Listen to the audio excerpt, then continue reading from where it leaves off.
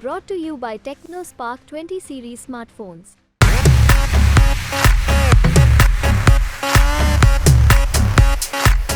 Ramayan serial में भगवान राम का किरदार निभाने वाले और बीजेपी नेता अरुण गोविल एक बार फिर से चर्चा में है। पहले तो उन्होंने एक पोस्ट ऐसा कि कयास लगाया जाने लगे कि मेरठ में बीजेपी के लिए सब कुछ ठीक नहीं है। जब ऐसी बातें चली तो गोविल ने वो पोस्ट डिलीट कर दिया। फिर पता चला कि मेरठ में मतदान खत्म होने के बाद वो मुंबई चले गए। विपक्षियों ने कहा कि वो बस मेरठ में तब तक रहे जब तक चुनाव पूरा नहीं हो गया। इसके बाद गोविल को इस पूरे मामले पर सफाई देनी पड़ी। क्या है पूरी कहानी, जानते हैं इस रिपोर्ट में। नमस्कार, मैं हूं कीर्ति और आप देख रहे हैं न्यूज़ तक। अरुण गोविल इस बार उत्तर प्रदेश की मेरठ लोकसभा सीट से बीजेपी के प्रत्याशी हैं। इस सीट पर दूसरे चरण में यानी कि 26 अप्रैल को वोटिंग समाप्त हो चुकी है।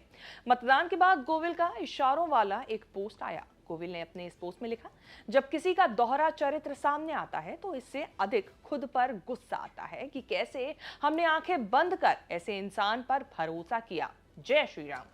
गोविल ने ये पोस्ट किया ही था कि सियासी गलियारों में बातें चलने लगी कि मेरठ में बीजेपी की स्थिति ठीक नहीं है। बातें ये भी चली कि मेरठ में बीजेपी में गुटबाजी चल रही है और इसका नुकसान पार्टी को हो सकता है। दरअसल बीजेपी ने इस बार मेरठ से अपने मौजूदा सांसद राजेंद्र अग्रवाल का टिकट काटा था। इधर सपा कांग्रेस गठबंधन ने सुनीता वर्मा को टिकट दिया। सुनीता वर्मा दलित समाज से आती हैं। गठबंधन को उम्मीद है कि उसे दलित मुस्लिम समुदाय का साथ मिलेगा। इधर बीएसपी ने देवव्रत त्यागी को मैदान में उतारा था। बीएसपी ने अपने कोर वोटर के साथ अपर कास्ट वोट को साधने की कोशिश की। ऐसे में इस सीट पर मुकाबला काफी कड़ा हो गया है। बातें चली कि बीजेपी के अंदर की गुटबाजी पार्टी को यहां नुकसान पहुंचा सकती है। हालांकि इस मामले को लेकर बाद में गोविल ने पोस्ट डिलीट तो कर दिया, लेकिन ये खबर आ रही है कि गोविल मेरठ से मुंबई चले गए हैं। इसने कयासों को और हवा दे दी। गोविल के मुंबई जाने की खबर आने के बाद उत्तर प्रदेश कांग्रेस के अध्यक्ष अजय राय सोशल मीडिया पर सवाल पूछ रहे हैं। लोग ऐसे नेता से क्या अपेक्षा कर सकते हैं जो मतदान होने के अगले ही दिन अपना क्षेत्र छोड़कर चला गया है। भगवान ही हमें ऐसे नेता से बचा सकता है।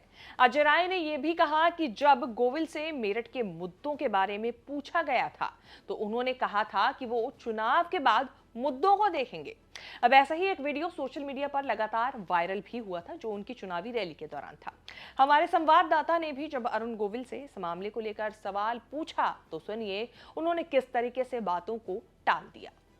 एक सवाल विपक्षी पार्टियां उठा रही है, विरोधी उठा रहे हैं कि ये तो मुंबई से आए हैं और फिर मुंबई चले जाएंगे बाहर के। ऐसा है, चुनाव आज वोट पड़ जाने दीजिए, उसका रिजल्ट आ जाने दीजिए, इसका सबका जवाब अपने आप लोगों को मिल जाएगा। आपके लिए प्रायोरिटीज क्या रहेंगे चुनाव जीतने के बाद?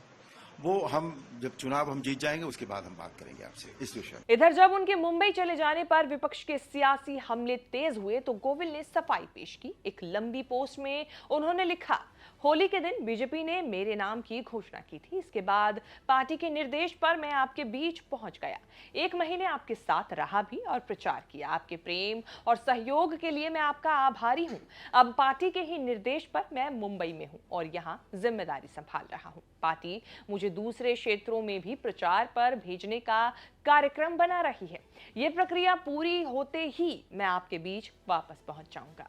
इधर अभी तक ये साफ नहीं हुआ है कि गोविल ने वो इशारों वाला पोस्ट आखिर किसके लिए लिखा था।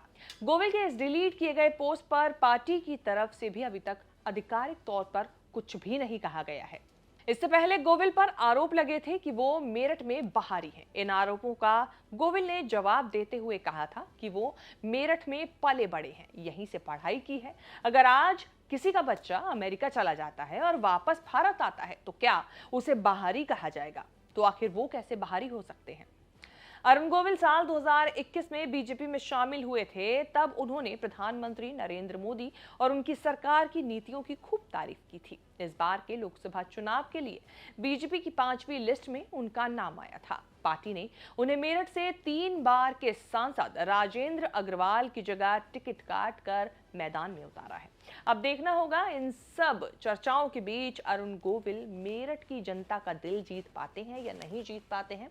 वैसे आपके हिसाब से मेरठ में अरुण गोविल जीत पाएंगे या नहीं जीत पाएंगे? और अगर अरुण गोविल मेरठ से जीतते हैं या जो भी उनके परिणाम आते हैं, आपके हिसाब से इस बार लोकसभा चुनाव में ओवरऑल कौन जीत सकता है? क्या आपकी राय है? कमेंट करके जरूर बताएं। ये वीडियो आपको कैसी लगी ये भी बताना ना भूलें। आगे भी इसी तरह की वीडियोस देखने के लिए और लोकसभा चुनाव से जुड़ी तमाम बड़ी खबरों के साथ अपडेट रहने के लिए आप देखते रहें न्यूज़ तक।